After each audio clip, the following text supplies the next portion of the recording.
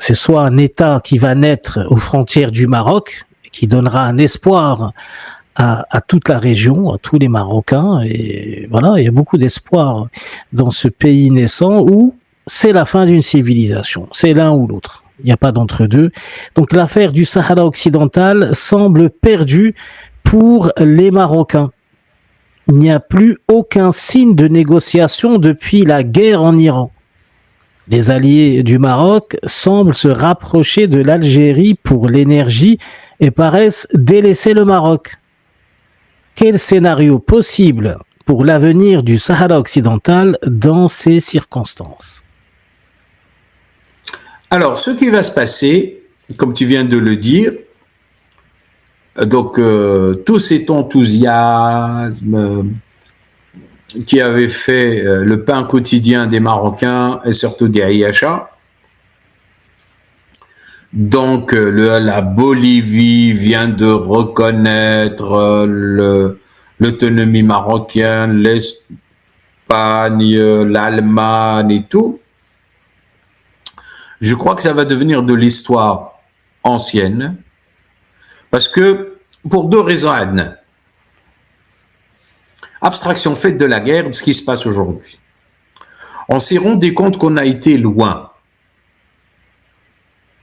En troquant la légalité internationale contre le bricolage local. Et c'était nuisible à l'ONU.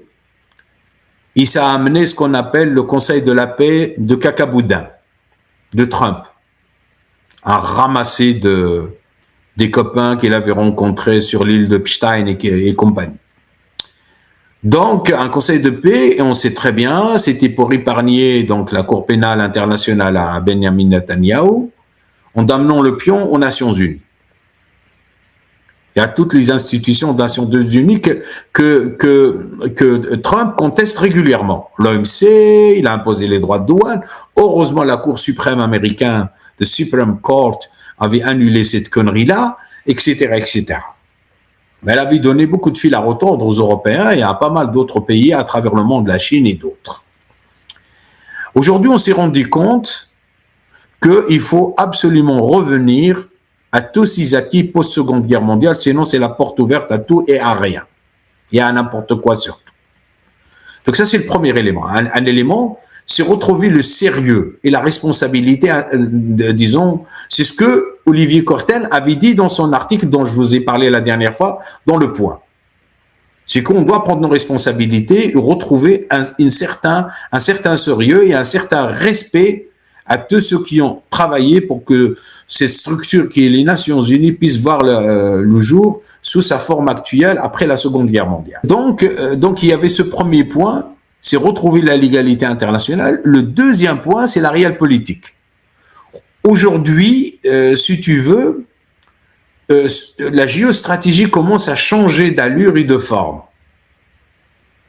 Et l'Algérie devient de plus en plus, malgré lui, donc comme mes amis algériens m'excusent, il n'avait pas calculé, il n'avait pas poussé les rangs à répondre, ni rien du tout. Je veux dire, malgré lui, dans le sens que, je veux dire, ce qui se passe en Iran a permis au baril de flamber, tant mieux, c'est de l'argent qui rentre pour le peuple algérien, pour les projets algériens. Raj Bilad, c'est pour énerver les Aïacha. Voilà, on peut construire alors à ce moment-là le train retour, même s'il n'est pas nécessaire. Il s'agit d'un train de transport de minerais dans le monde entier. Il n'y a qu'une seule voie, mais c'est pas grave. Le jour où il y aura des voyageurs qui vont venir, il y aura suffisamment d'argent dans les caisses d'État pour construire, les chemins de fer retour. Donc ne vous inquiétez pas. Donc un clin d'œil pour les Aïacha, c'est pas grave. Prenez des Pontomèdes si vous avez des brûlures d'estomac, des Pontomèdes 20. Donc ça c'est une chose. Donc il y a une réelle politique qui fait qu'aujourd'hui l'acteur central par ses richesses naturelles qui sont le gaz et le pétrole et surtout je veux dire aussi son histoire etc. et son poids géographique, politique, géopolitique dans l'Afrique du Nord. Ce qui fait que aujourd'hui, on a bien analysé la position d'Algérie, pas uniquement vis-à-vis du Sahara, mais vis-à-vis de tous les mouvements qui sont dans un processus de libération, voie de libération. Donc l'Algérie les a toujours soutenus. Cette expression, la Mecque des révolutionnaires, n'est pas enterrée, même si beaucoup de gens ont envie de l'enterrer, elle existe toujours, etc. Et puis, ils savent très bien que les positions inconfortables du Maroc, incommodantes du Maroc, inutiles du Maroc, ils n'ont pas vraiment changé le cours des choses au Moyen-Orient. Hein. C'est du papier gaspillé, de l'encre, c'est tout. Et en plus, c'était des communiqués très mal rédigés, ça relève de la dissertation du bac et encore une mauvaise dissertation du baccalauréat. Donc, que l'Iran, il n'y a rien à faire, d'une manière ou d'une autre, vont avoir dans leur agenda de soutien, après cette guerre-là, le Polisario, qui n'était pas du tout à l'ordre du jour. C'était pas à l'ordre du jour. Hein. On a vu à l'époque la déclaration de Hassan Nasrallah, on lui avait parlé d'une ville dans le Sahara occupé, il a juré, il dit « Wallah, ma ba'raf fin kayn had al-Medina » je ne sais pas où se trouve cette ville. En rigolant, il dit « Mais on a d'autres choses à fouetter ici. On a d'autres choses à fouetter au Liban, on a un ennemi en face qui vole notre eau, qui vole notre territoire, qui occupe Mazar et Shab'a, etc. à l'époque. Et je ne vais pas m'occuper de... Allah ya'awanhum, ce n'est pas notre problème, mais je n'ai pas le temps de m'occuper, moi, d'autres causes. On est noyé dans nos causes à nous. Et les Iraniens avaient répondu clairement au Maroc que nous, on ne soutient pas le Polisario et que ce n'est pas dans notre programme, ce n'est pas à notre agenda, etc. Voilà. Mais est-ce qu'on peut dire que le rêve du Sahara marocain est terminé? Oui. Le Sahara marocain est terminé déjà par la proposition même du Maroc, par l'autonomie. L'autonomie.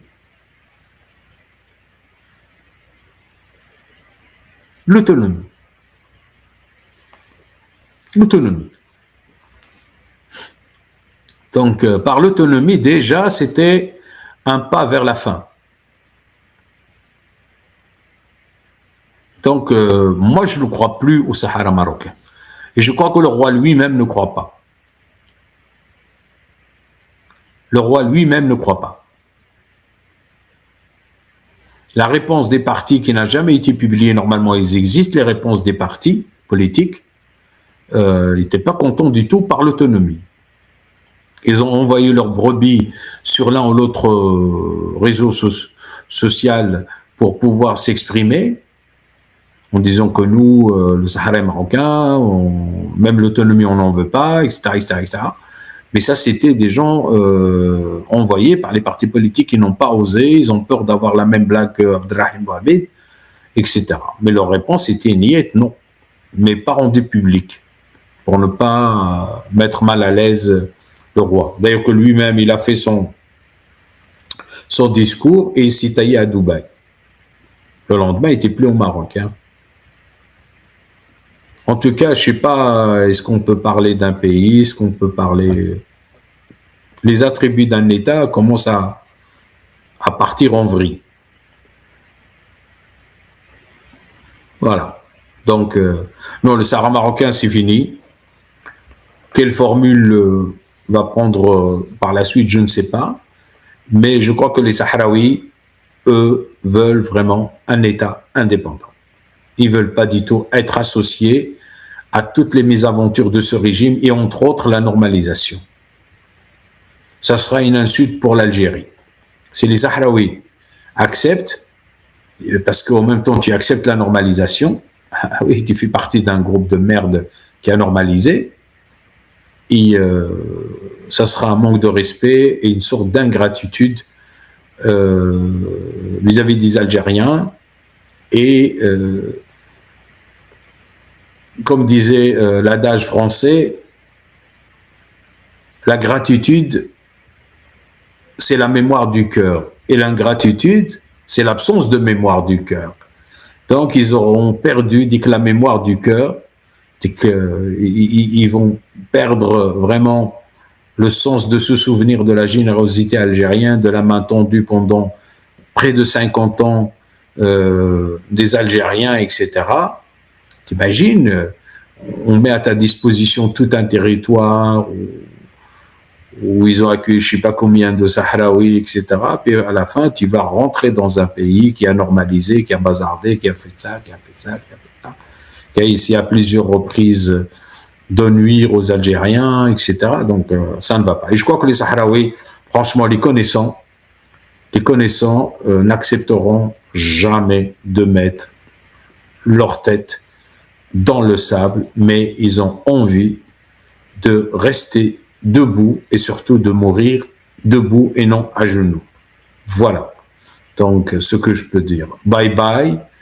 Le Sahara marocain. Donc. Bye bye Sahara marocain et bienvenue au Sahara occidental. Tout à fait. Non, bienvenue à la République démocratique arabe de la Razd. Ouais, tout à voilà.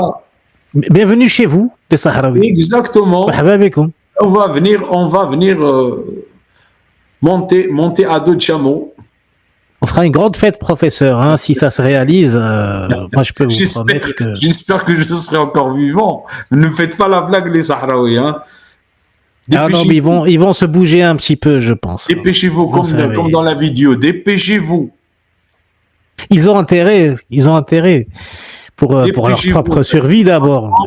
Si je leur dis le nombre de zrawata, le nombre de tortures sur cette question, voilà, c'était pendant 2 jours spécial, c'était torture spéciale Sahara occidental.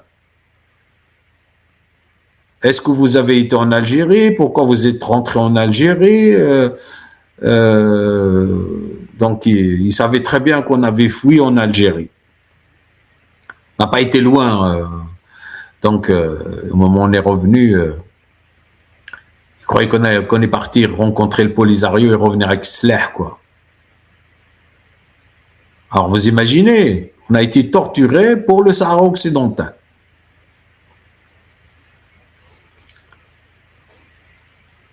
Et pour ne pas